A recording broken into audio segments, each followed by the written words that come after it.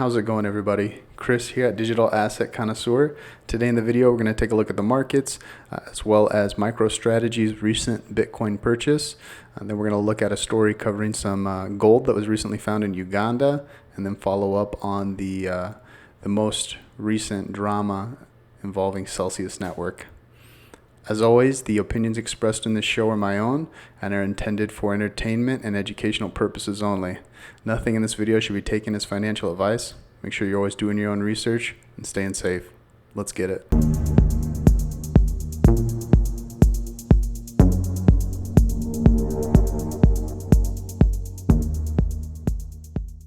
All right, so looking at the markets, down a little bit today overall. Total market cap is $850 billion. We see Bitcoin did dip below that 20K per Bitcoin that we were kind of watching yesterday, down to about 19K currently. Ethereum, 1,023. We're going to skip over Tether USD. We got BNB sitting at 210. XRP's 31 cents. Cardano, 44 cents, down about 6.5%. 6.6% in the last 24 hours, so it's dipping down a little bit. Sol, $31.60. Looks like the hype around that phone is kind of dissipating a little bit. And then we got Polkadot down at $6.78, down about 11% on the 7-day. So markets are kind of downtrending. I think there's a lot of factors that go into that. Not only just happening in the crypto space, but also the kind of the macro environment, right? With all the inflation, been kind of a correlation during this bull market as well as the current bear market we're in with the kind of the stock market and cryptocurrency. So if you're having a lot of red days in the stock markets or they're hurting, you'll kind of see a sell-off in cryptocurrency as well. So we'll have to continue to watch, see if Bitcoin's going to dip lower. Is it going to go down to that 17, 15K per Bitcoin over the weekend, or is it going to bounce back and hit, that 21 and retest that up there? So take a look at the first story. And this is coming from Yahoo Finance. So this story is looking at Microstrategy, and more specifically kind of Michael Saylor, the CEO of Microstrategy. They purchased another $10 million of Bitcoin over the past 2 months. And so even with the market kind of enlarged just a little bit, even with the market downtrending, you can see that some of these companies and individuals that believe in the long-term kind of success of blockchain technology and Bitcoin, they're continuing to kind of dollar cost average or just have these purchases kind of periodically to help bring down the total cost of the Bitcoin that they own. So here, Microstrategy on Wednesday morning said that it purchased another 480 Bitcoins for about $10 million. The average price of the Bitcoin that they purchased was $20,817 per coin during the period from May 3rd until June 28th. The new additions bring the company's holdings to 129,699 Bitcoins. And the average cost for all of that, the Bitcoin, is about $4 billion. The average cost per Bitcoin, about $30,000. So that's how they're kind of bringing down that average cost basis, is by purchasing it as it's been dipping and at lower prices.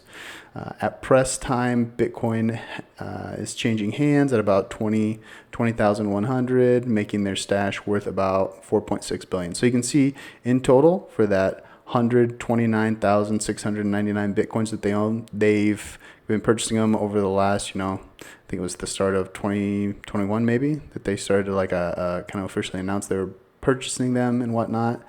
So they've spent about $4 billion to acquire them, and currently they're at $2.6 billion. So they're down, right? But they're not scared. They're not necessarily trying to sell off their Bitcoin or anything like that. In fact, they're doing the opposite. They're buying more. They're accumulating which kind of speaks to what Michael Saylor and Microstrategy think about the long-term potential for cryptocurrency and Bitcoins. We recently had Gary Gensler make some comments the other day saying that he sees Bitcoin as a commodity, so that's very, very interesting.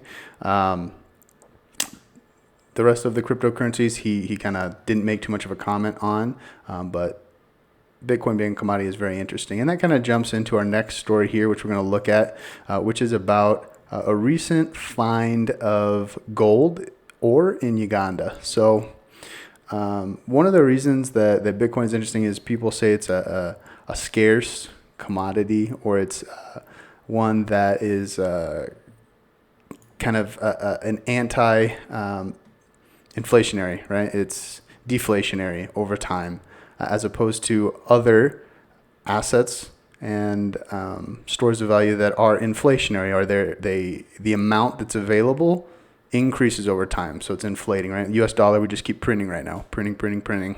So the amount of total dollars available in the world is increasing, it's inflating.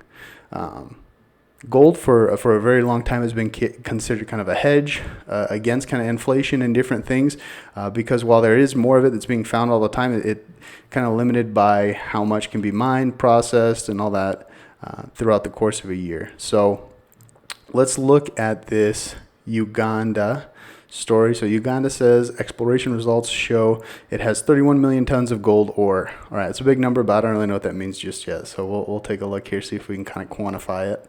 Uganda on Wednesday, and this was published on June 8th, so earlier in the month, said that a recent exploration survey has showed that it has ore deposits of about 31 million tons, and it wants investors to develop and kind of get that out of there and process it.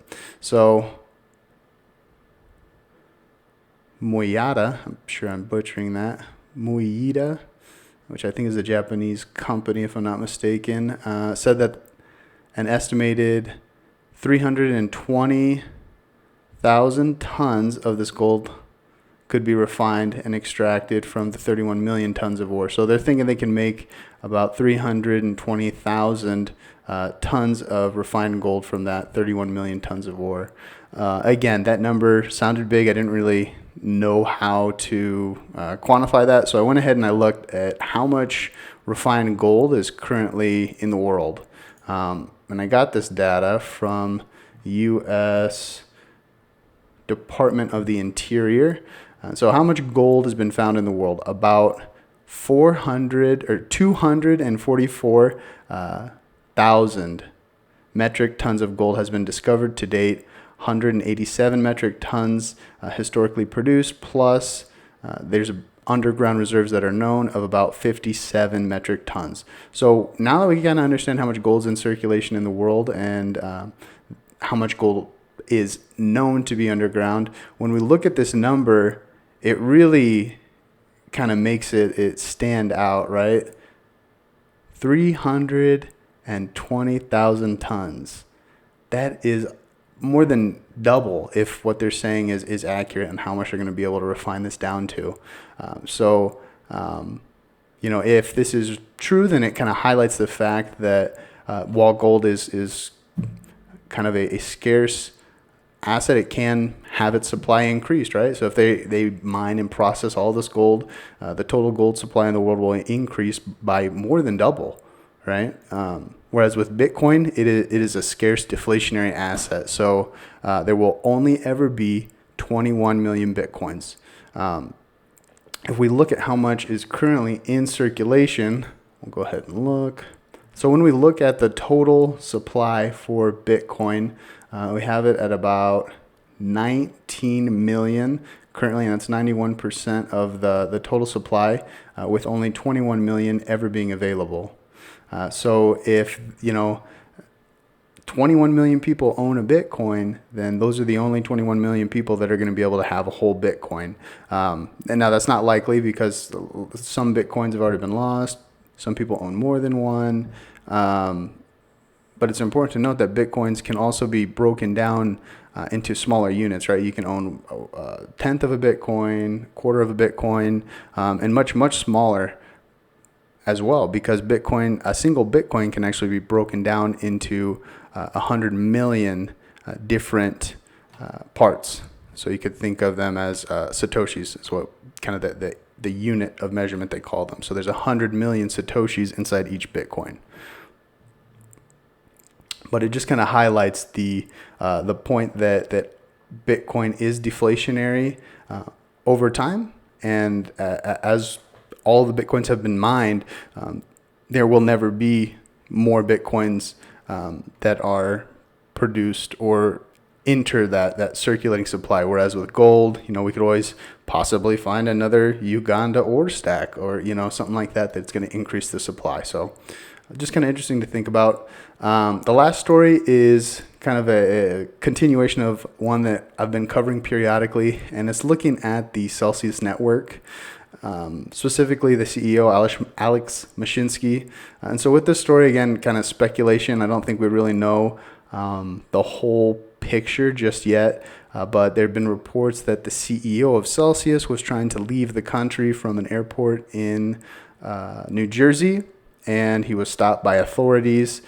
Celsius, after this story broke about him trying to leave from Morrison Airport, Celsius made an announcement saying that it was false and that Mashinsky did not try to leave the country and that he was not arrested or barred. So more drama. We'll have to see what happens. Celsius looks like they're currently in talks with some law firms about bankruptcy filings and different things. They've still halted all withdrawals from their exchange since the beginning of June. So hopefully they're able to figure it out, but we'll continue to follow the story. As always, if you guys liked the video today and you want more entertainment or more content, make sure you like, subscribe, hit the bell icon so that you're made aware of when the next video comes out. Till next time.